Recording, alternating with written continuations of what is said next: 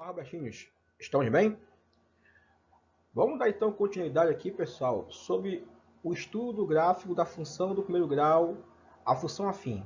Na última aula a gente já viu algumas coisas, não foi? A gente viu que o coeficiente A ele sempre vai ficar do lado do x, né? O seu nome técnico, vamos supor assim, é coeficiente angular. Viu também aqui que ele que vai informar para a gente qual é a declividade da reta. Isso quer dizer então que o coeficiente A ele vai determinar para a gente como é que a reta vai estar a angulação, né, dessa reta. Se vai estar mais ou menos inclinada, se ela vai estar mais ou menos deitada, né? Então o coeficiente A também determina a inclinação, a declividade do gráfico, da reta da função afim. Foram essas informações que a gente viu da última aula em relação ao coeficiente A. O outro coeficiente da função afim é esse daqui, ó, é o coeficiente B. São dois os coeficientes da função afim. É o coeficiente A, que a gente acabou de ali falar sobre ele. E agora a gente vai falar sobre o outro coeficiente, que é o coeficiente B. Bora começar então? Vamos lá então. Primeiramente, vamos destacar aqui o nome técnico, né? Assim como a gente destacou ali o nome do coeficiente A, também o coeficiente B ele tem um nome técnico. Ele é chamado, portanto, de coeficiente linear da função do primeiro grau. Como a gente falou em relação ao coeficiente A, vale também a mesma coisa que o coeficiente B. A gente pode usar qualquer letra para identificar esses coeficientes, né? Tipo lá na física. Na física a gente usa outras letras para esses parâmetros. Vamos ver aqui o exemplo. Vamos colocar aqui no nosso borrão. Lá na física, por exemplo, no movimento uniforme, a gente usa essa equação aqui, ó. S igual a S0 mais V vezes T. Essa aqui é a função do espaço, né, em relação ao tempo, que a gente usa lá no movimento uniforme no primeiro ano, né? Vocês já viram lá com professor de física, né?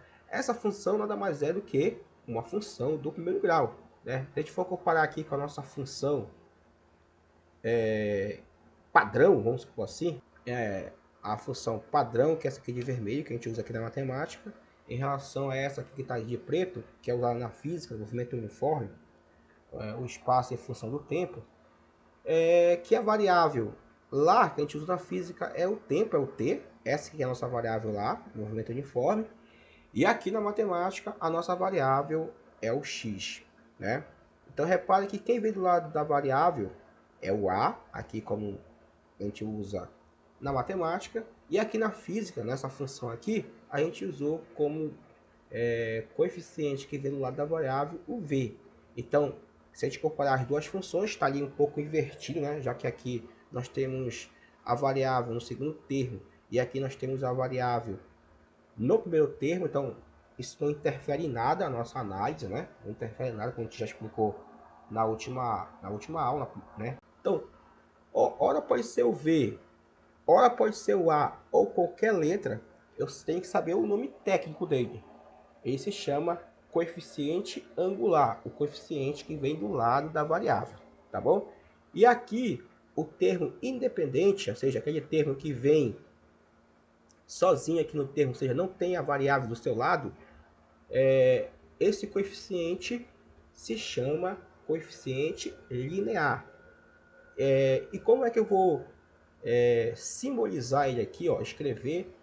Isso independe. Aqui eu usei o B e lá na física, quem faz o papel desse B nada mais é do que esse aqui, ó, esse S0, que é o espaço inicial.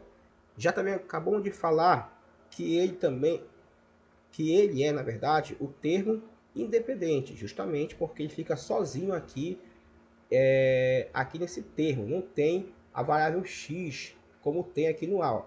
Então aqui uma outra informação importante é que o valor B, o valor do B é aquela coordenada que corta o eixo o eixo y. E para terminar, a outra informação em relação ao coeficiente b é que esse coeficiente b ele vai ser, ó, o valor inicial, vai ser o valor inicial da função. Ou seja, como assim valor inicial, pessoal? É aquele valor, então, em que o x é igual a zero. Nosso exemplo 1, ele pede para a gente construir o gráfico da função y igual a 2x mais 3. Repare aqui que nosso exemplo 1, o a vale 2. Então, o a ele é positivo. E se ele é positivo, se o coeficiente angular é positivo, a função ela é crescente. Então, vamos copiar isso aí para... Então, quando a gente for rabiscar o nosso gráfico, ele tem que ter a configuração de uma reta crescente. Eu não posso entrar em contradição. Eu não posso dizer aqui na teoria que a função ela é crescente e quando a gente montar, quando a gente for esboçar o nosso gráfico, ela se configurar uma função decrescente. Então, a parte teórica e a parte do cálculo, a parte gráfica, elas têm que estar ali, ó, em sintonia. Bem, como a gente já falou ali no gráfico, aqui na parte teórica, a gente viu o gráfico da função do primeiro grau, ela é uma reta. Vamos pegar x igual a zero. Como eu falei aqui, ó, eu vou pegar aqui, ó, x igual a zero. Mas a gente já sabe, eu posso pegar qualquer outro valor. Eu peguei ali o zero apenas ali por facilitar o nosso cálculo. E aí, se eu adotei o x igual a zero, para encontrar o y correspondente, basta pegar esse valor e jogar ali na nossa... É só pegar aqui o valor do x e substituir aqui na nossa função, como a gente já aprendeu em aulas anteriores. Tudo bem? Vamos fazer então? Eu peguei aqui a função e aqui no lugar do x eu substituí pelo zero. O 2 a gente repetiu e o 3 também a gente repetiu, tá bom? Aí você faz esse cálculo básico aí, né? Então fica como? 2 vezes 0 dá 0, só ficando, portanto, quem? Ficando, portanto, apenas o 3. Logo, y é igual a 3. Pronto. Então aqui já temos aqui o par ordenal, né? Então, para x igual a 0, y é igual a 3, né? Temos esse ponto aí, o ponto... Deixa eu colocar aqui embaixo. O ponto 0 para x e 3 para y. Temos aqui o primeiro ponto. Ok, vamos pegar agora o segundo ponto. Então, aqui para x, a gente adota qualquer valor real. Seja negativo, seja positivo, seja fração, seja decimal, seja dízima periódica, qualquer valor. Vamos pegar aqui um valor negativo? Vamos pegar aqui, por exemplo, o menos 2. Vamos lá. Vamos adotar o x igual a menos 2. Aí a ideia é a mesma.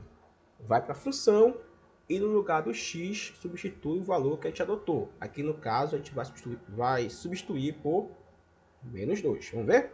Então usei a mesma ideia. Eu venho aqui para a função, repetir todo mundo, e aqui no lugar do x eu substituí por menos 2. Como é negativo, a gente colocou ali no parênteses para organizar o cálculo, tá bom? Aqui eu vou colocar y igual a menos 4, e aqui eu vou repetir o mais 3, tá bom?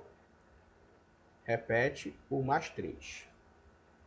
Y igual... Agora só foi esse cálculo aí, né? Menos 4 mais 3. Menos 4 mais 3 dá menos 1.